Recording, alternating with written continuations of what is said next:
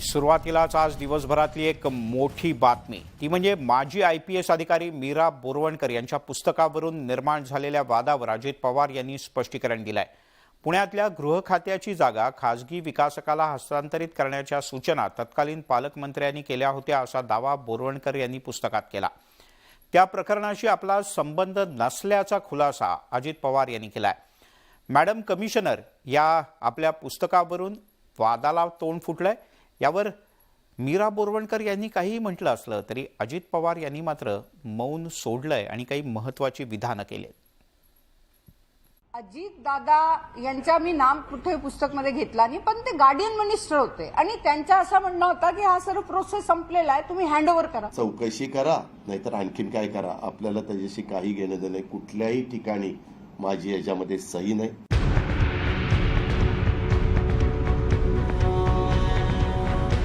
माजी IPS अधिकारी मीरा बोरवणकर यांच्या मॅडम कमिशनर या पुस्तकावरून निर्माण झालेल्या वादावर अजित पवार यांनी मौन सोडलं। पुण्याच्या येरवडा परिसरातील पोलीस खात्याची जागा खासगी विकासकाला देण्यासंदर्भातल्या प्रकरणाशी आपला कोणताही संबंध नसल्याचं अजित पवार यांनी स्पष्ट केलं। कमिटीतले लोक पालकमंत्री म्हणून मला सांगतात, त्यावेळेस आम्ही विचारतो कोण काय हे करतं, तर त्यांनी सांगितलं की CPंनी सांगितलेलं आहे की मी काही ते देणार नाही, म्हणून मी त्यांना एकदा तिथं बोलवलं असेल आणि त्यांना विचारलं असेल, त्यांनी सांगितलं की मला काही द्यायचं नाही। म्हणलं द्यायचं नाही तर नका देऊ। हे सगळं प्रकरण 2008 मधलं आहे। पुण्याच्या येरवडा परिसरातील पोलीस खात्याची जागा खासगी विकासकाच्या मार्फत विकसित करण्याचा निर्णय घेण्यात आला होता। तत्कालीन पोलीस विभागीय आयुक्तांच्या अध्यक्षतेखाली ही लिलाव प्रक्रिया सुरू होती। ती जागा विकासकाला हस्तांतरित करण्याची सूचना तत्कालीन पालकमंत्र्यांनी केली होती असा दावा केलाय मीरा बोरवणकर यांनी। मॅडम कमिशनर या त्यांच्या पुस्तकामुळे मोठ्या वादाला तोंड फुटलंय। अजित दादा यांचा मी नाम कुठे पुस्तक मध्ये घेतला नाही, पण ते गार्डियन मिनिस्टर होते आणि त्यांचा असं म्हणणं होतं की हा सर्व प्रोसेस संपलेला आहे, तुम्ही हँडओव्हर करा।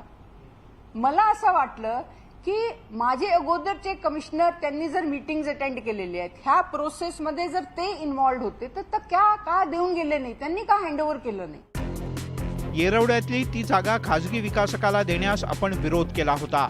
आपल्या विरोधामुळेच पोलीस खात्याची जागा वाचली असा दावा बोरवणकर यांनी पत्रकार परिषदेत केला। खरं तर या पुस्तकातून बोरवणकर यांनी अजित पवार यांच्याकडे अप्रत्यक्ष अंगुली निर्देश केल्यामुळे राजकीय वाद सुरू झाला। विरोधकांनी या प्रकरणाची चौकशी करण्याची मागणी केली आहे। चौकशी कुणाची करता? जागा आहे तिथंच आहे, जागा कुठे गेलेलीच नाही। जागा गृह विभागाची आहे ना, आणि तिथं वेगवेगळे अधिकारी जाऊन बघून आले, तर रेकॉर्डला पण ते आहे, पाहणी केली। म्हणजे काही अधिकाऱ्यांनी, आता हे CP असताना ह्यांचा विरोध आहे, आधीच्या CPचा सपोर्ट आहे, कारण त्यांनी तशा सह्या केलेल्या आहेत। खरं तर येरवडा जमीन प्रकरणातील विकासकावर ईडीनं कारवाई केल्यामुळेच सरकारनं जमीन विकास प्रस्ताव रद्द केला।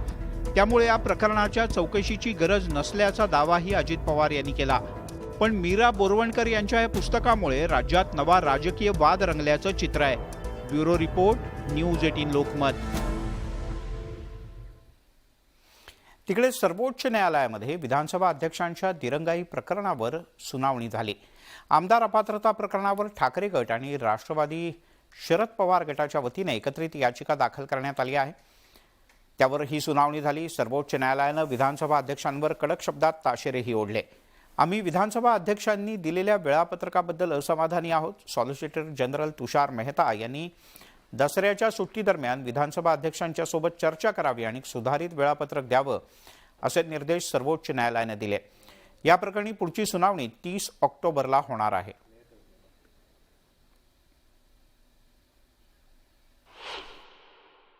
तुषार मेहता म्हणले की मला अध्यक्षांची थोडं बोलू दे, आता दसऱ्याच्या सुट्ट्या येत आहेत, मी त्यांच्याशी बोलतो आणि एक वाटलंच तर तुम्हाला वाटलंच तर सुधारित वेळापत्रक आम्ही तुम्हाला देतो। तर कपिल सिब्बल म्हणले की हे दरवेळेस असंच म्हणतायत, तर कोर्ट म्हणलं आम्ही यांना शेवटचा चान्स देतोय, तुम्ही सुधारित वेळापत्रक आणा, नाही तर 30 तारखेला आम्हाला आमचं वेळापत्रक तुमच्यावर लादावं लागेल।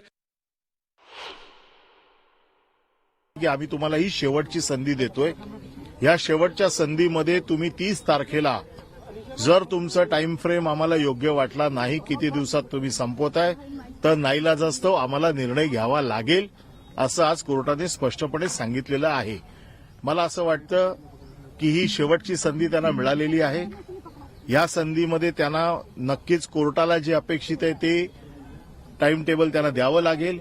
न दिल्यास कोर्ट आपला निर्णय घेईल असे स्पष्ट संकेत आज कोर्टाने दिलेले आहेत. समरी एन्क्वायरी आहे, याच्यामध्ये जास्त तुम्हाला सगळ्या गोष्टी उकरून काढणं, एव्हिडन्स या गोष्टीचा फार उल्लेख केला जात होता समोरून. सीपीसी एव्हिडन्सेस हे सगळे त्या ह्याच्यावर सुप्रीम कोर्टाने म्हणलंय की ही समरी एन्क्वायरी आहे आणि याच्यासाठी लिमिटेड 10th शेड्यूलच्या 21A आणि 21B या संदर्भातच तुम्हाला बघायचं आहे आणि ते करण्यासाठी एवढा मोठा वेळ, एवढा मोठा चार्ट आणि एवढं मोठं तुमचं टाइम टेबलची जरूर नाहीये. एक वेळ अशी आली होती की सुप्रीम कोर्ट सांगत होतं आम्ही आत्ताच प्रोग्राम तुम्हाला देतो, शेड्यूल तुम्हाला देतो. त्यांचं नशीब चांगलं की तिथे तुषार मेहता उभे होते. त्यांनी कसं बस वेळ सावरून घेतली आणि 30 तारखेपर्यंत नेले. पण एक स्पष्ट झालं की कोर्ट एकंदर अध्यक्षांच्या भूमिकेवर, त्यांच्या म्हणजे काम पद्धतीवर प्रचंड नाराज आहे. शिवसेना ठाकरे गटाचे खासदार संजय राऊत आणि विधानसभा अध्यक्ष राहुल नार्वेकर यांच्यात चांगलाच राजकीय सामना रंगलाय. घटनाबाह्य सरकारला घटनात्मक पदावरील व्यक्ती संरक्षण देत असल्याचा गंभीर आरोप संजय राऊत यांनी केला. तर संजय राऊत सुप्रीम कोर्टात आहेत का असा प्रश्न उपस्थित करून नार्वेकर यांनी जोरदार टोला लगावला.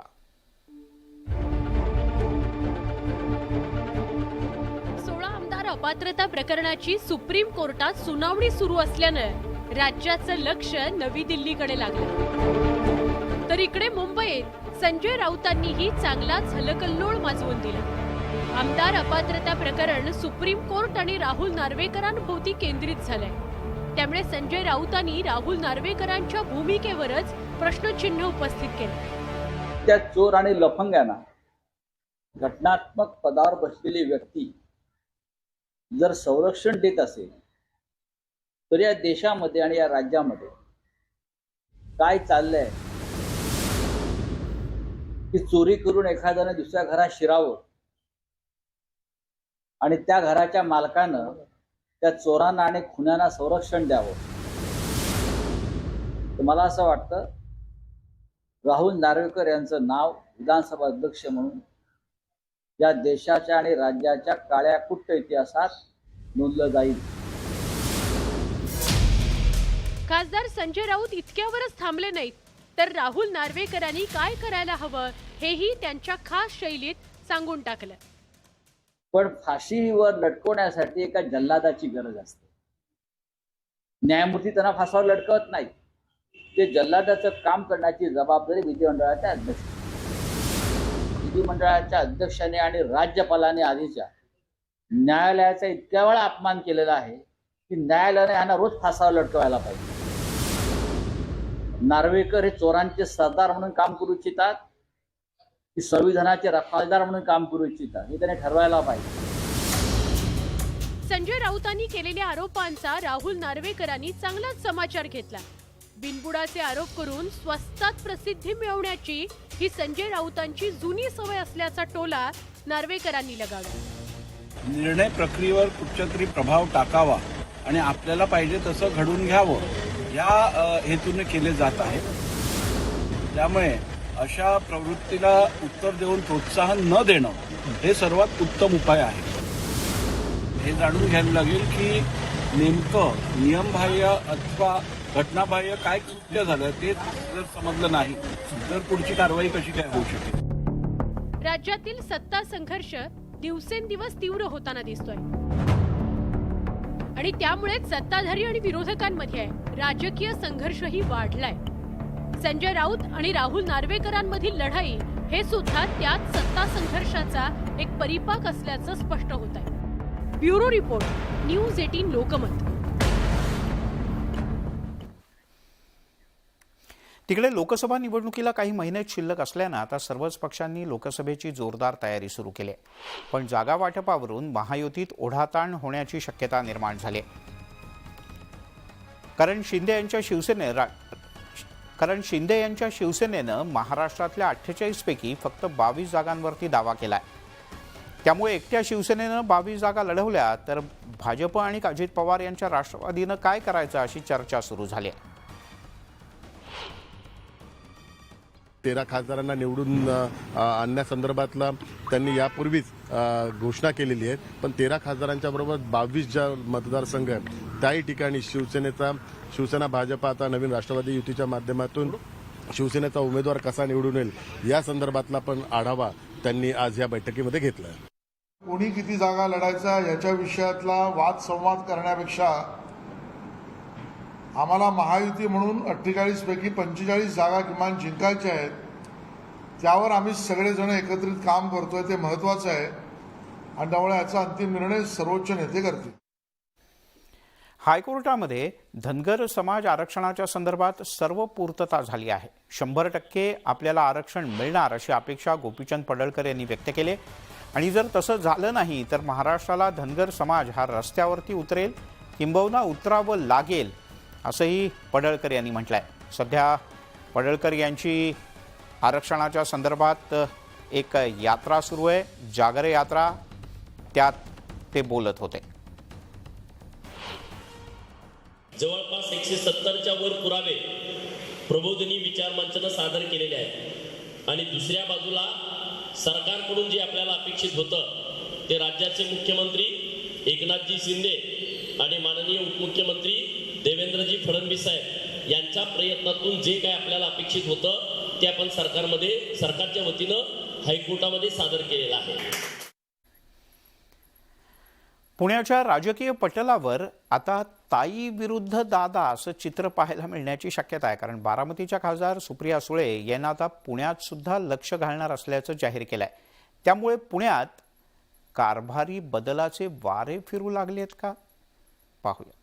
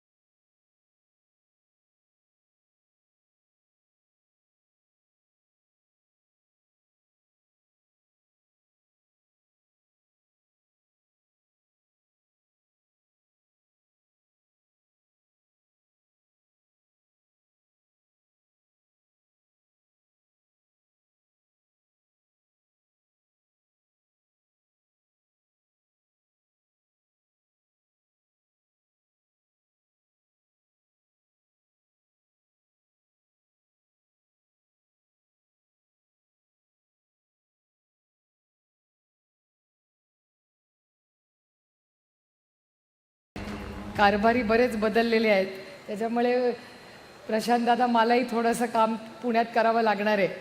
पण मला आनंद वाटतोय की आपण सगळेच ह्या संघर्षाच्या काळात हे एकत्र आहोत. संघर्ष आज सगळ्यांच्या आयुष्यात येतो, आज तो माझ्याही आयुष्यात आला आहे. सुप्रियाताईंनी पुण्यामध्ये लक्ष घातलं तर त्याच्यामध्ये काही चुकीचं नाही.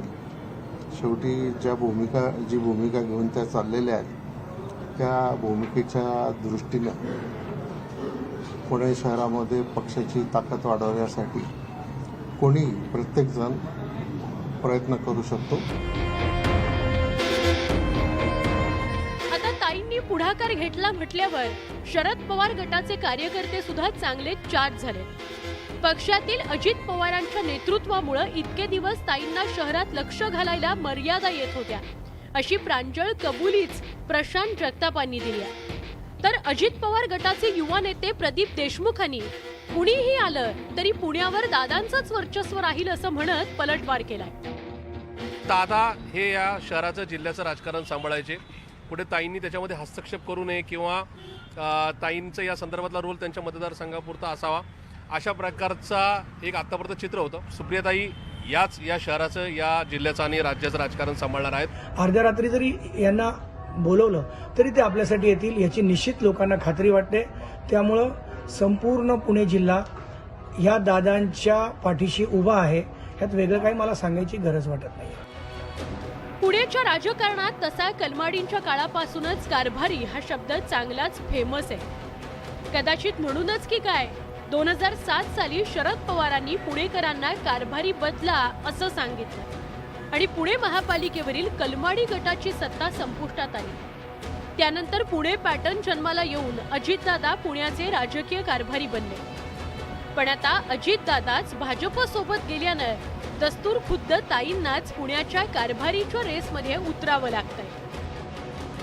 पुण्यातही खडकवासल्यात ताई आणि इतर पुण्यात दादा असं चित्र होतं, पण आता राष्ट्रवादी दुभंगली. आपल्याला माहिती आहे अजितदादाचा गट वेगळा झालाय आणि मूळ राष्ट्रवादी वेगळी आहे. त्यामुळं ताईंनी परवाच सूचित केलं की मी पुण्यात लक्ष घालणार. त्यामुळे किती नाही म्हणलं तरी पुण्यात सुद्धा आता इथून पुढे ताई विरुद्ध दादा असं चित्र पाहिल्यास नवल वाटणार नाही. व्हिडिओ जर्नलिस्ट गणेश कदमसह चंद्रांत फुंदे, न्यूज 18 लोकमत, पुणे. आणि आता बातमी दिल्लीतून. नवी दिल्लीतल्या विज्ञान भवनात 69व्या राष्ट्रीय चित्रपट पुरस्कार सोहळ्याचं आयोजन करण्यात आलं होतं. 24 ऑगस्टला पुरस्कारांची घोषणा करण्यात आली होती. या पुरस्कार सोहळ्यात बॉलिवूडसह दक्षिण भारतीय चित्रपटसृष्टीतील अनेक दिग्गज कलाकार उपस्थित होते. अल्लू अर्जुनला राष्ट्रीय चित्रपट पुरस्कारांमध्ये पुष्पा द राईज यासाठी सर्वोत्कृष्ट अभिनेत्याचा पुरस्कार प्रदान करण्यात आला. अभिनेत्री आलिया भट आणि कृती सेनॉन यांना संयुक्तपणे अभिनेत्रीचा राष्ट्रीय पुरस्कार देण्यात आला. गोदावरीचे दिग्दर्शक निखिल महाजन यांना उत्कृष्ट दिग्दर्शकाचा पुरस्कार प्रदान करण्यात आला. अभिनय, नृत्य आणि सौंदर्य अशा तीनही महत्त्वाच्या पैलूंमध्ये सर्वोत्तम असणाऱ्या अभिनेत्री ज्येष्ठ अभिनेत्री वहिदा रहमान यांना चित्रपटसृष्टीतील सर्वोच्च दादासाहेब फाळके पुरस्कारानं सन्मानित करण्यात आलं. उन्होंने मुझे शुरू दिन से बहुत इज्जत दी, बहुत प्यार दिया और बहुत सपोर्ट किया. कोई भी एक इंसान एक पूरी पिक्चर नहीं बना सकता. उन सबको हम सब की जरूरत होती है. सर्वोच्च न्यायालयानं समलैंगिक विवाहाला मान्यता देण्यास नकार दिलाय. समलैंगिक विवाहाच्या संदर्भात कायदा करण्याचा अधिकार केंद्र सरकारला असल्याचं त्यांनी म्हटलंय. भारतात समलिंगी संबंधांना मान्यता असली तरी समलैंगिक विवाहाला मान्यता नाही. समलैंगिक विवाहाला कायदेशीर मान्यता देण्यास कोर्टानं नकार दिलाय. हा अधिकार कायदेमंडळाचा असल्याचं कोर्टानं स्पष्ट केलंय. सुप्रीम कोर्टाच्या 5 न्यायाधीशांच्या घटनापीठानं हा फैसला सुनावलाय. समलैंगिक विवाहांना कायदेशीर मान्यता देण्याचा अधिकार संसद आणि विधिमंडळाचा असल्याचं न्यायालयानं म्हटलंय. भिन्न लिंग व्यक्तींप्रमाणेच समलैंगिक व्यक्तींना वैवाहिक अधिकार देण्याची आवश्यकता असल्याचं मत कोर्टानं नोंदवलंय. तसंच हा अधिकार त्यांना मिळणार नसेल तर त्यांच्या मूलभूत अधिकारांचं हनन होईल असंही कोर्टानं म्हटलंय. समलैंगिक व्यक्तींना भेदभावाची वागणूक मिळू नये याची खबरदारी केंद्र आणि राज्य सरकारनं घेण्याची आवश्यकता असल्याचं कोर्टानं या निकालात सांगितलं. समलैंगिक व्यक्तींना मूल दत्तक घेण्याचा अधिकार असावा याविषयी 3 न्यायाधीशांनी विरोध दर्शवलाय. हमें सरकार से बहुत उम्मीद है. हमारी सरकार लोगों के लिए है और अगले साल इलेक्शन भी है, तो हमें सरकार से काफी उम्मीद है. समलैंगिक जोडप्यांना वैवाहिक अधिकार देण्यासंदर्भात तज्ज्ञांची समिती स्थापन करणार असल्याचं केंद्र सरकारनं सांगितलंय. त्यामुळे आता सरकारच्या समितीवरच सगळं काही अवलंबून असणार आहे. Bureau report, news 18 Lokmat. तुर्तास प्राईम टाईममध्ये इथेच थांबूयात. ताज्या बातम्यांचा ओघ न्यूज 18 लोकमतवर सुरूच राहील.